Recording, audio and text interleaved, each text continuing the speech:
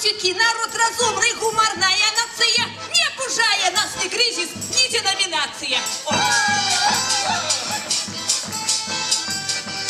Хай живе народный гумор! Хай дужеют тявчики!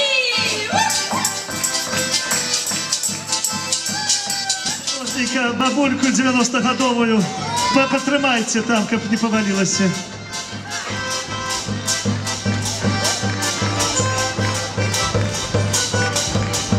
Вовчука стабильно.